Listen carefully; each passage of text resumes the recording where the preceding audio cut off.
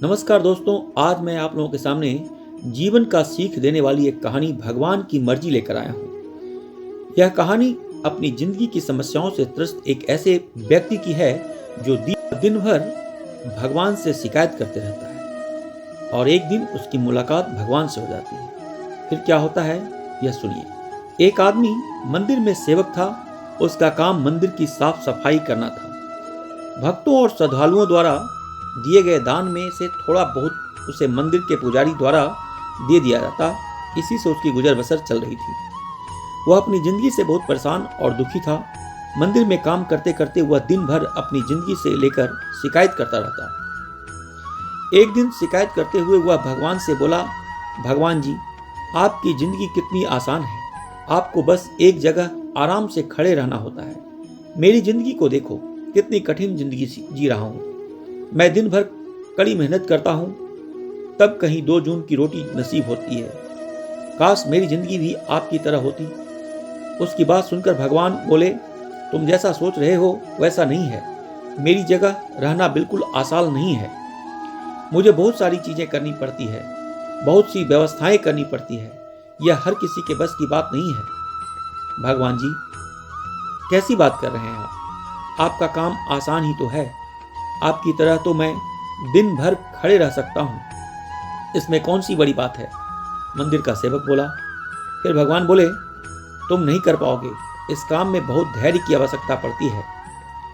मंदिर का सेवक जिद करने लगा, मैं जरूर कर पाऊंगा। आप मुझे एक दिन अपनी जिंदगी जीने दीजिए। उसकी जिद के आगे भगवान मान गए और बोले, ठीक है, आज पूरे दिन तुम मेरी जिंदगी जियो, मैं तुम्हारी जिंदगी जीता हूँ। लेकिन मेरी जिंदगी जीने के लिए तुम्हें कुछ शर्त माननी होगी। सेवक बोला, मैं हर शर्त मानने को तैयार हूं। ठीक है, तो ध्यान से सुनो। मंदिर में दिन भर बहुत से लोग आएंगे और तुमसे बहुत कुछ कहेंगे। कुछ तुम्हें अच्छा बोलेंगे तो कुछ बुरा। तुम्हें हर किसी की बात चुपचाप एक जगह मूर्ति की तरह खड़े रहकर धैर्य के साथ सुननी है और उस पर कोई प्रतिक्रिया नहीं देनी है। सेवक मान गया। भगवान और उसने अपनी जिंदगी एक दिन के लिए आपस में बदल ली। सेवक भगवान की जगह मूर्ति बनकर खड़ा हो गया। भगवान मंदिर की साफ सफाई का काम निपटाकर वहां से चले गए। कुछ समय बीतने के बाद मंदिर में एक धनी व्यापारी आया। भगवान से प्रार्थना करते हुए बोला, भगवान जी, मैं एक नई फैक्ट्री डाल रहा हूँ। मुझे आशीर्वाद दीजिए कि वह फैक्ट्री अच्छी तरह चले और मैं इससे अच्छा मुनाफा कमाऊं। प्रार्थना करने के बाद वह प्रणाम करने के लिए नीचे झुका तो उसका बटुआ गिर गया। जब वह वहां से जाने लगा तो भगवान की जगह खड़े मंदिर के सेवक का मन हुआ कि उसे बता दे कि उसका बटुआ गिर गया है, लेकिन शर्त के अनुसार उसे चुप रहना था, इसलिए वह कुछ नहीं बोला और खामोश खड़ा रहा।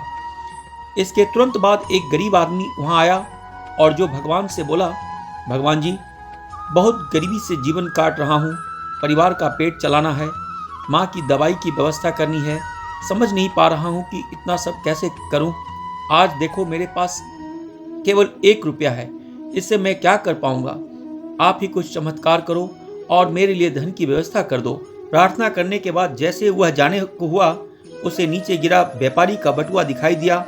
उसने बटुआ उठा लिया और भगवान को धन्यवाद देते हुए बोला, भगवान जी, आप धन्य हैं। आपने मेरी प्रार्थना इतनी जल्दी सुन ली।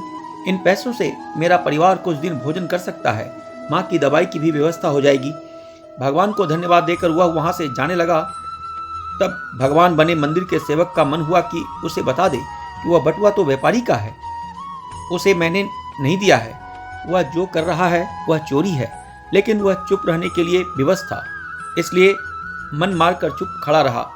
मंदिर में आने वाला तीसरा व्यक्ति एक नाविक था। वह 15 दिन के लिए समुद्री यात्रा पर जा रहा था। भगवान से उसने प्रार्थना की कि उसकी यात्रा सुरक्षित रहे और सकुशल वापस आ सके।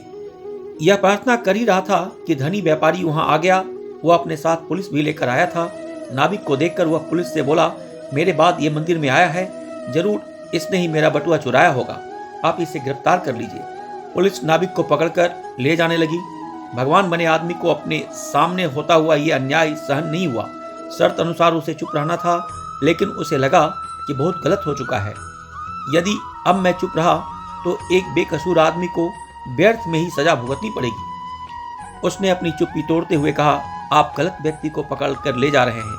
ये बटुआ इस नाविक ने नहीं बल्कि इससे पहले आए गरीब व्यक्ति ने चुराया है। मैं भगवान हूँ और मैंने सब देखा है। पुलिस भगवान की बात कैसे नहीं मानती? उनकी बात मानकर उन्होंने नाविक को छोड़ दिया और उस गरीब आदमी को पकड़ लिया जिसने बटुआ लिया था। शाम को जब भगवान वापस आए तो मंदिर के सेवक ने पूरे दिन का वृत्तांत सुनाते हुए उन्हें गर्व के साथ कहा, आज मैंने एक व्यक्ति के साथ अन्याय होने से रोका है। देखिए आपकी जिंदगी जीकर आज मैंने कितना अच्छा काम किया है। उसकी बात सुनकर भगवान बोले, ये तुमने क्या किया? मैंने तुमसे कहा था कि चुपचाप मूर्ति बनकर खड़े रहना, लेकिन वैसा न कर तुमने मेरी पूरी योजना पर पानी फेर दिया। उस धनी व्यक्ति ने बुरे कर्मों द्वारा इतना धन कमाया है। यदि उसमें से कुछ पैसे गरीब आदमी को मिल जाए तो उसका भला हो जाता और व्यापारी के पाप भी कम हो जाते। जिस नाविक को तुमने समुद्री यात्रा पर भेज दिया है, अब वह जीवित वापस नहीं आ पाएगा। समुद्र में बहुत बड़ा तूफान आने वाला है। यदि वह कुछ दिन जेल में रहता तो कम से कम बच जाता। सेवक को यह सुनकर एहसास हुआ कि वह तो बस वही देख पा रहा था जो आंखों के सामने हो रहा था। उन सब के पीछे की वास्तविकता को वह देख ही नहीं पा रहा था। जबकि भगवान जीवन के हर पहलू पर विचार कर अपनी योजना बनाते हैं और लोगों के जीवन को चलाते हैं। इस कहानी से हमें यह सीख मिलती है कि हम सब भी भगवान की योजनाओं को समझ नहीं पाते।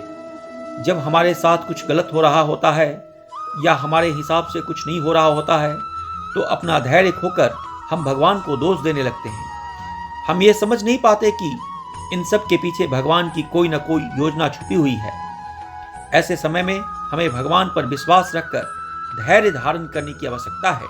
इसलिए चिंता न करें। यदि आपकी मर्जी से कुछ नहीं हो रहा हो तो इसका अर्थ है कि यह भगवान की मर्जी से हो रहा है, और भले ही देर से ही सही, भगवान की मर्जी से सब अच्छा ही होता है। धन्यवाद।